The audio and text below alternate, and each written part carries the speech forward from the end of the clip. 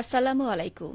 বাংলাদেশ বেতার, রাজশাহী। স্থানীয় সংবাদ পড়ছি ফারজানা মিম চৌধুরী।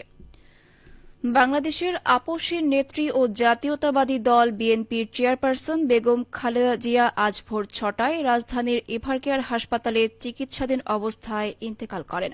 ইন্না লিল্লাহি ওয়া ইন্না ইলাইহি রাজিউন। মৃত্যুকালে তার বয়স হয়েছিল ৮০ বছর।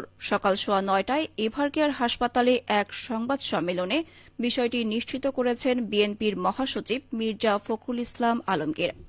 মৃত্যুর সময় খালেদা জিয়ার পাশে ছিলেন তার জ্যেষ্ঠ পুত্র ও বিএনপির ভারপ্রাপ্ত চেয়ারম্যান তারেক রহমান। এ সময় হাসপাতালে আরও উপস্থিত ছিলেন তারেক রহমানের স্ত্রী ডা জুবাইদা রহমান, মেয়ে জাইমা রহমান এবং প্রয়াত ছোট ছেলে আরাফাত রহমান কোকোর স্ত্রী শর্মিলা রহমান সেথি। এছাড়া বিএনপি মহাসচিব মির্জা ফখরুল ইসলাম আলমগীর এবং খালেদা জিয়ার চিকিৎসায় গঠিত মেডিকেল বোর্ডের চিকিৎসকেরা এ সময় উপস্থিত ছিলেন। সাবেক এই প্রধানমন্ত্রী দীর্ঘদিন ধরে লিভার সিরোসিস, আর্থ্রাইটিস ও ডায়াবেটিস সহ বিভিন্ন শারীরিক জটিলতায় ভুগছিলেন। পাশাপাশি কিডনি, ফুসফুস, হার্ট ও চোখের দীর্ঘস্থায়ী সমস্যাও ছিল তার।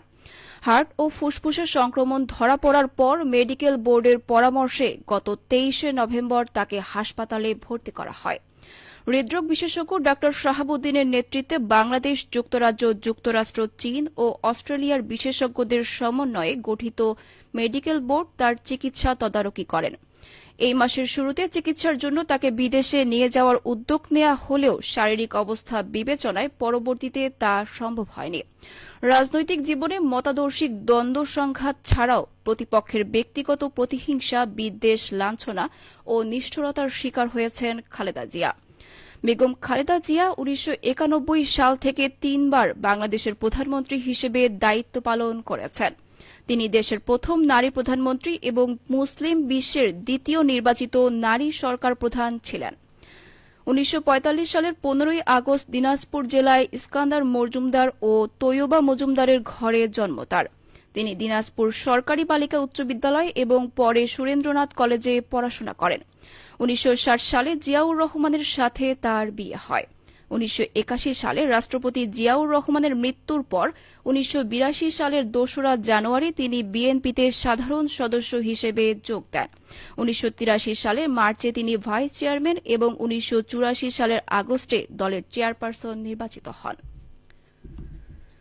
খালেদা জিয়া ১৯৯১ থেকে ১৯৯৬ সালের ফেব্রুয়ারিতে স্বল্প মেয়াদে এবং ২০০১ থেকে ২০০৬ সাল পর্যন্ত তিনি প্রধানমন্ত্রীর দায়িত্ব পালন করেন। সামরিক শাসনের বিরুদ্ধে আন্দোলন ও বহুদলীয় রাজনীতির বিকাশে তার ভূমিকা উল্লেখযোগ্য।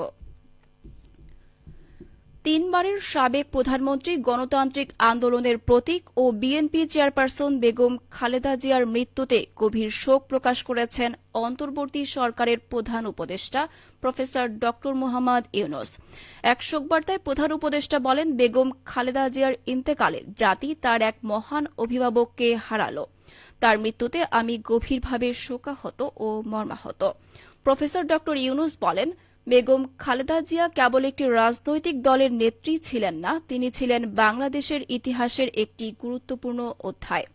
তার অবদান, দীর্ঘ সংগ্রাম ও তার প্রতি জনগণের আবেগ বিবেচনায় নিয়ে সরকার চলতি মাসে তাকে রাষ্ট্রীয় অতি গুরুত্বপূর্ণ ব্যক্তি হিসেবে ঘোষণা করে।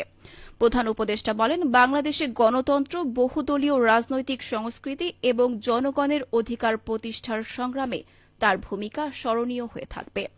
এদিকে বেগম খালেদা জিয়ার মৃত্যুতে শোক প্রকাশ করেছেন রাষ্ট্রপতি মোহাম্মদ শাহাবুদ্দিন। এক শোক বার্তায় রাষ্ট্রপতি বিএনপির চেয়ারপারসন সাবেক প্রধানমন্ত্রী বেগম খালেদা জিয়ার বিদেহী আত্মার মাগফিরাত কামনা করেন এবং শোক সন্তপ্ত পরিবারবর্গের প্রতি গভীর সমবেদনা জ্ঞাপন করেন। অন্যদিকে বেগম খালেদা জিয়ার ইন্তেকালে গভীর শোক জানিয়েছেন বাংলাদেশ জামাতে ইসলামীর আমির ডাক্তার শফিকুল ইসলাম ও এনসিপির আহ্বায়ক নাহিদ ইসলাম। এক শোকবার্তায় তারা বেগম খালেদা জিয়ার বিদেহী আত্মার শান্তি কামনা করেন এবং শোক সন্তপ্ত পরিবারবর্গের প্রতি গভীর সমবেদনা জানান।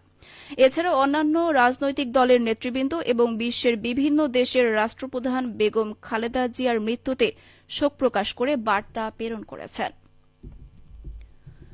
প্রধান উপদেষ্টা প্রফেসর ডক্টর মোহাম্মদ ইউনুস আজ দুপুর 12টায় জাতির উদ্দেশ্যে ভাষণ দেন।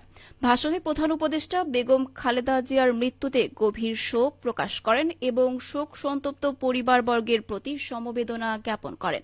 তিনি খালেদা জিয়ার মৃত্যুতে 3 দিনের রাষ্ট্রীয় শোক ঘোষণা করেন। তার এই ভাষণ বাংলাদেশ টেলিভিশন ও বাংলাদেশ বেতারে একযোগে সম্প্রচার করা হয়। সবশেষে আবহাওয়া। আজ দুপুর 12টায় রাজশাহীতে তাপমাত্রা ছিল 14.6 ডিগ্রি সেলসিয়াস। এ সময় বাতাসে আপেক্ষিক আর্দ্রতার পরিমাণ 86%।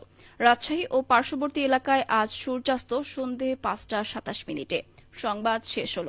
আমাদের পরবর্তী সংবাদ দুপুর 2টা 5 মিনিটে।